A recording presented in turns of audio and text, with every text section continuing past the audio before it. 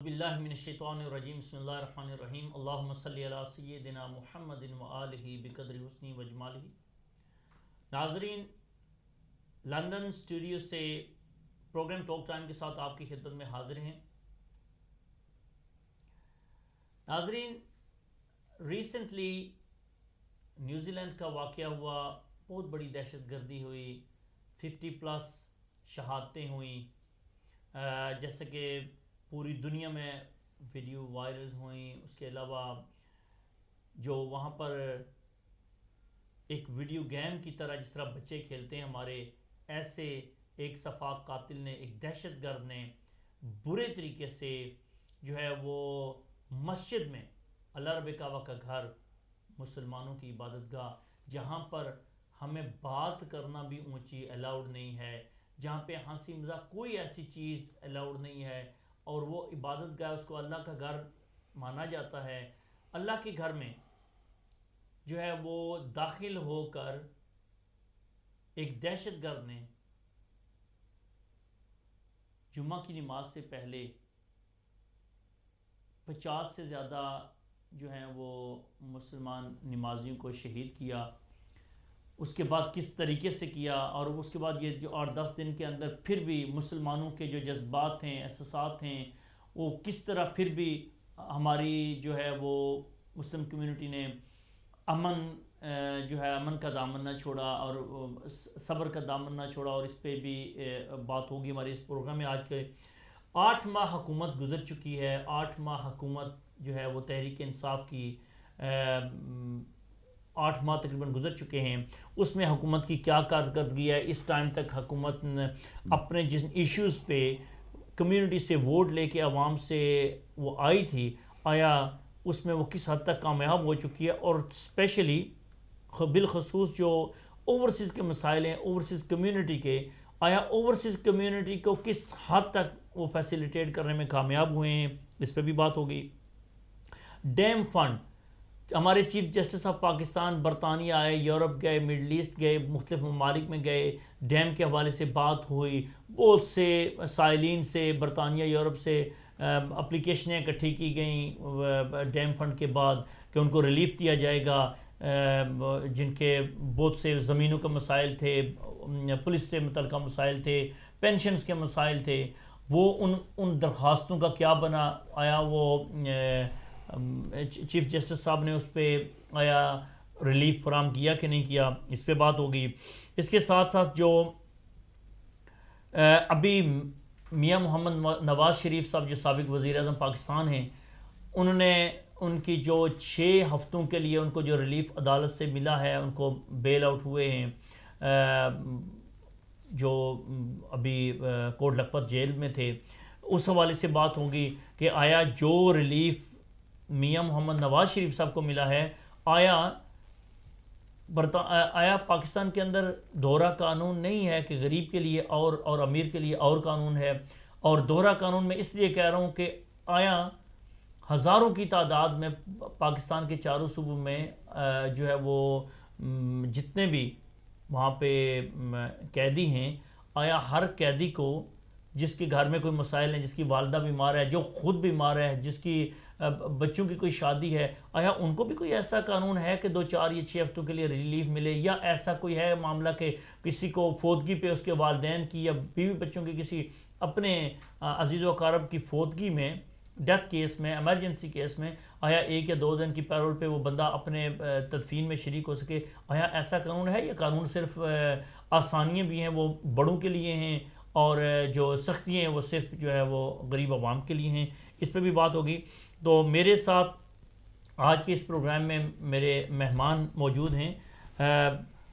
سماجی طور پہ بھی ان کی برطانیہ میں بڑی خدمات ہیں، اور سیاسی طور پہ پولیٹیکلی وہ پاکستان مسلم لیگ برطانیہ کے مرکزی انفارمیشن سیکرٹری بھی ہیں، اور اس کے علاوہ ان کا برطانیہ کے اندر کمیونٹی میں جو جیسا کہ میں نے کہا کہ پہلے بھی بہت کام ہے۔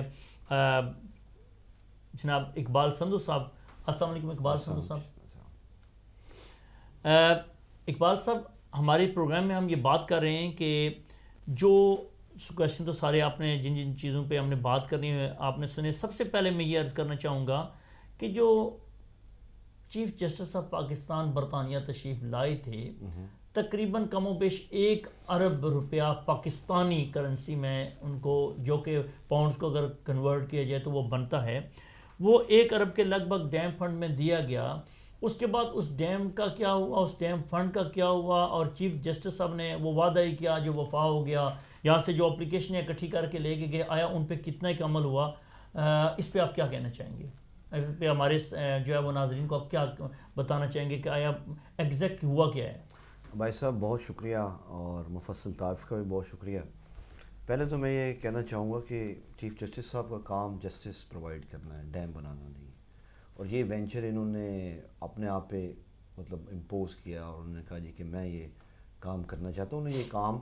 اپنی ریٹائرمنٹ کے بعد کرنا چاہیے تھا، جیسے کہ وہ اب پی ٹی آئی کی گورنمنٹ کے آفیشیل ٹورز کے ساتھ کینیڈا میں گھوم رہے ہیں، کسی حیثیت سے وہ وہاں نہیں جا سکتے۔ تو میں سمجھتا ہوں کہ بڑی کنٹروورشل یہ معاملات ہوئے ہیں، اور وہی ہوگا جو پہلے ہوتا ہے کہ پیسے اکٹھے کیے جائیں گے اور پیسے کھائے جائیں گے اور کوئی رزلٹ نہیں آنے والا۔ یہ میں ایک جنرل آپ کو بتا رہا ہوں۔ ڈیٹیل میں آپ کو یہ بتانا چاہتا ہوں کہ چیف جسٹس کا کام یہ ہے کہ لاکھوں جو کیسز ہیں وہاں تب کورٹس میں موجود، ان کو وہ کلیئر کریں، ان کو وہ ڈیلیور کریں، نہ کہ پولیٹیسائز اپنا ایکسرسائزز میں ہاتھ ڈالیں اور لوگوں کی عدالتوں میں تذلیل کریں، لوگوں کو پہ جائز ناجائز کیسز وہاں کریٹ کریں۔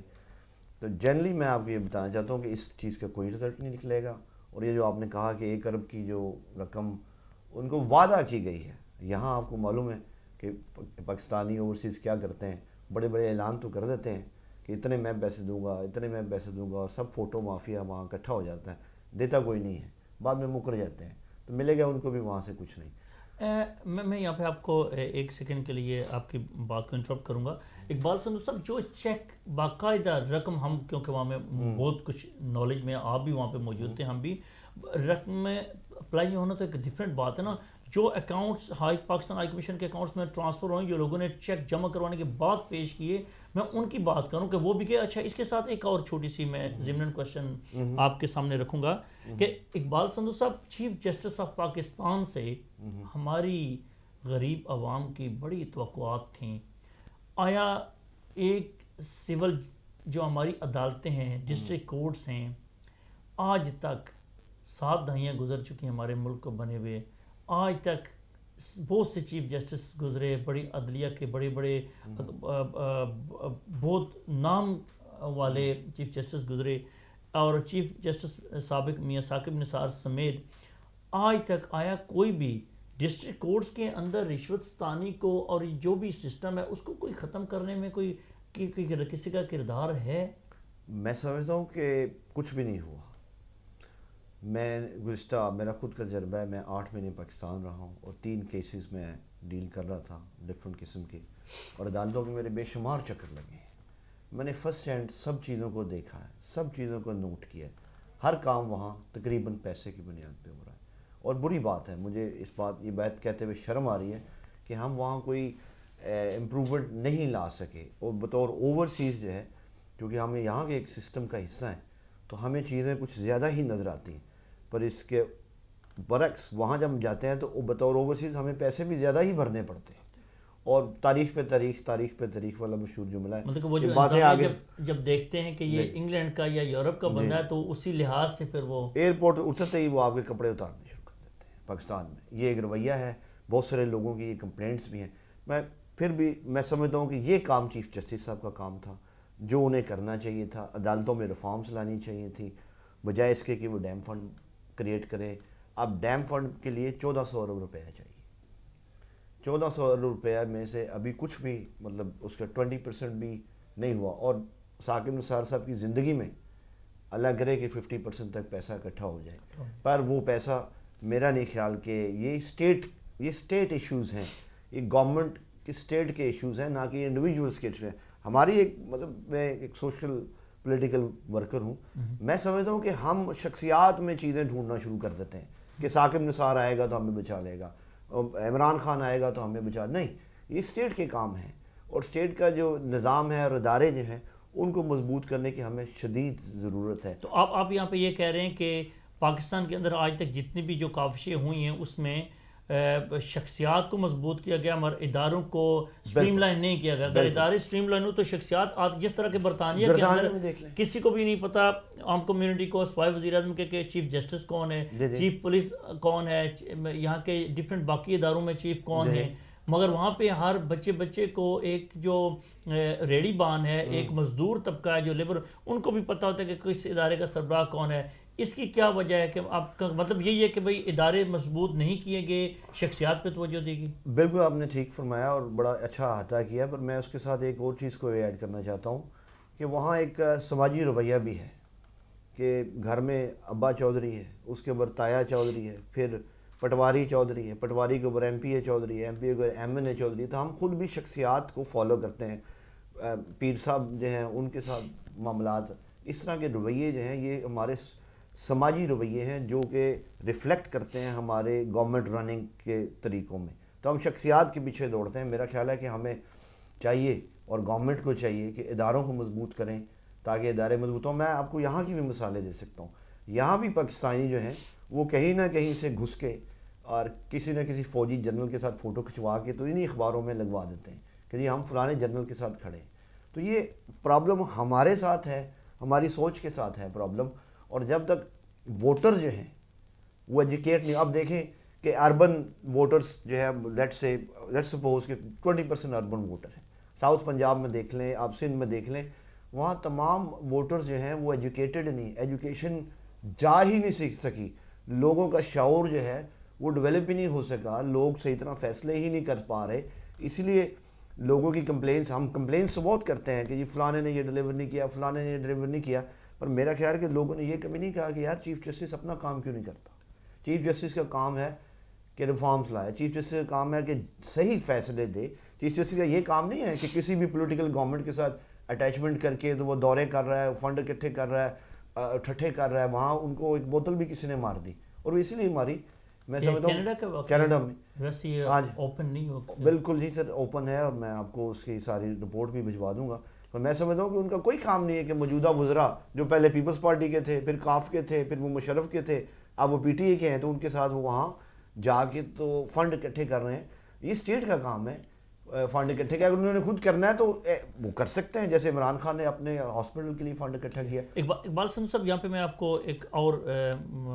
بات آپ سے عرض کرنا چاہ رہا ہوں. جو آپ نے کہا کہ فوٹو مافیا جو کسی بھی بڑی شخصیت کے ساتھ, خواہ وہ عسکری ہو, خواہ وہ سیاسی ہو, خواہ وہ جوڈیشری کی ہو, اس کو کر کے تو اخباروں میں لگا کے تو اس کو بیچتے ہیں یا اس پہ اپنی وہ کرتے ہیں. مجھے ایک بات آپ بتائیں کہ آیا یہ کیا وجہ ہے اس کی؟ کیا سفارش بیکاز وہاں پہ کلچر ایسا ہے, سفارش کا کلچر ہے, اور اسی طرح جو ہے وہ ایسی شخصیات سے تعلق رکھ کے سسٹم سیدھا ہو سکتا ہے, اس وجہ سے یہ لوگ کرتے ہیں, یا کیا وجہ ہے, کیا اس کی بیس کیوں, بلکہ سائیکک اس کام کے پیچھے وجہ کیا ہے, اس کو کیسے آپ دیکھتے ہیں؟ بھائی صاحب میں دیکھیں یہاں ہم چونکہ سماجی کام بھی کرتے ہیں اور ماشاءاللہ آپ بہت خدمت کرتے ہیں لوگوں کی. میں ایمبیسی کی مثال دے دیتا ہوں. میں جب بھی ایمبیسی میں اپنے کام کے لیے گیا ہوں میں ہمیشہ لائن میں لگ کے گیا ہوں, پر اس کے علاوہ ہمیں ہزاروں کالیں آتی ہیں کہ یہ ہمیں اپوائنٹمنٹ کروا دیں, ہمارا یہ پرابلم ہے, ہمارا یہ کچھ جینوئن ایشوز بھی ہوتے ہیں, پر ہمارے لوگ کچھ شارٹ کٹ ڈھونڈ رہے ہیں. صاحب ہم اس اپنی بات کو جاری رکھیں گے, ہم بریک کی طرف چلتے ہیں. بریک کے فوراً بعد جو ہے وہ ناظرین آپ سے دوبارہ ملاقات ہوتی ہے.